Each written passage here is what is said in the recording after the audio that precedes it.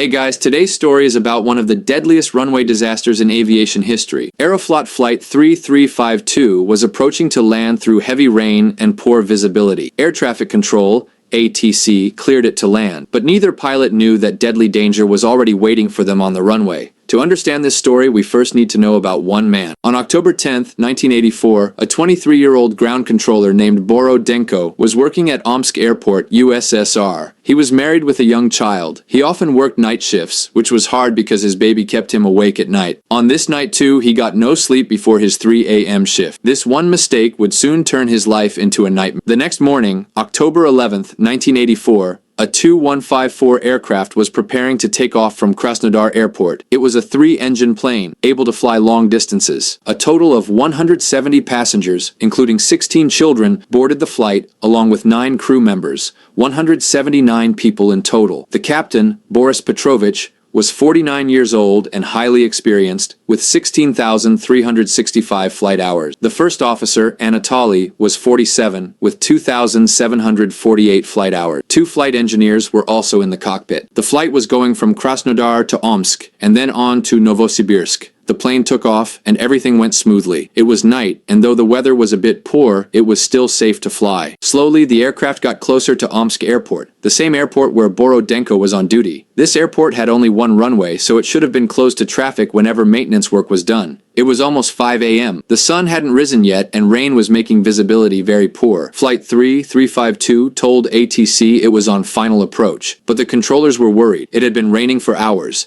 and no plane had landed in all that time. They feared the runway might have standing water, which makes landing dangerous because it's harder to brake. So ATC told Borodenko to get the runway dried quickly before the plane landed. But Borodenko was worn out from his sleepless night. Instead of watching over the work himself, he sent his team out and fell asleep. He forgot an important task, switching on the runway occupied warning light. This light was meant to warn everyone, including pilots, that work was happening on the runway. Without it, nobody could tell the runway wasn't clear. The maintenance crew drove several heavy vehicles and trucks onto the runway to begin work. Normally, these vehicles keep flashing beacon lights on so they can be seen from far away, but workers often turned these lights off once work began, since the warning light was usually enough on its own to warn others. This time, though, the warning light was off too, so there was no sign at all that the runway was occupied. Strangely, the runway edge lights, which should have been off during maintenance, were still on. One worker noticed this and thought it was odd. He called Borodenko 3 times but got no answer since the controller was asleep. The worker assumed the drying work must already be done, or that someone was just testing the lights. About an hour later, Flight 3352 entered Omsk's airspace, and the captain asked ATC for landing clearance. A TC tried to check the runway, but poor visibility meant they couldn't see it clearly. Since no warning lights were showing, they assumed the maintenance was finished and cleared the flight to land. As the plane came down, the pilots noticed something odd on the runway, but couldn't tell what it was.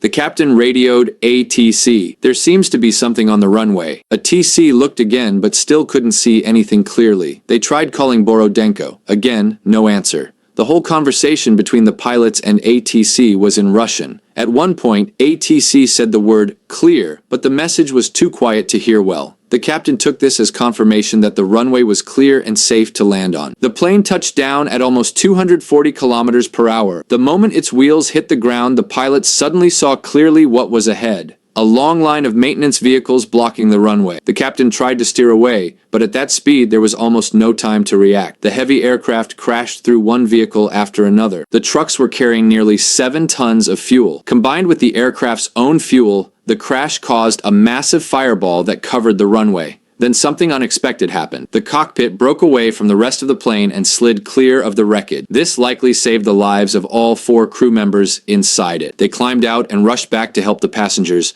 but the fire was too intense. They managed to save only 1 passenger. Out of the 179 people on board, 174 lost their lives. Only 4 crew members and 1 passenger survived. 4 ground maintenance workers were also killed. The investigation found that this disaster wasn't caused by one mistake, but by a chain of failures. ATC cleared the landing without confirming the runway was clear, the ground controller was asleep, the warning light was never switched on, the vehicle's beacon lights were off, and the maintenance work took far too long. If even one of these had gone right, many lives might have been saved. Legal action followed. Borodenko was sentenced to 15 years in prison, but he died by suicide while serving his sentence. The flight operations manager also received 15 years, the approach controller got 13 years, and the airport maintenance supervisor got 12 years. Investigators found no technical fault with the aircraft. The pilots had acted professionally. The poor visibility simply made it impossible to see the vehicles in time. Captain Boris Petrovich kept flying after the accident until he eventually retired. He passed away from old age on November 14, 2016. Every year after the crash, the 4 surviving crew members wished each other happy birthday on October 11th, the day they were given a second chance at life. That was the tragic story of Aeroflot Flight 3352. If you liked this video, please leave a like and don't forget to subscribe for more stories like this. See you in the next one.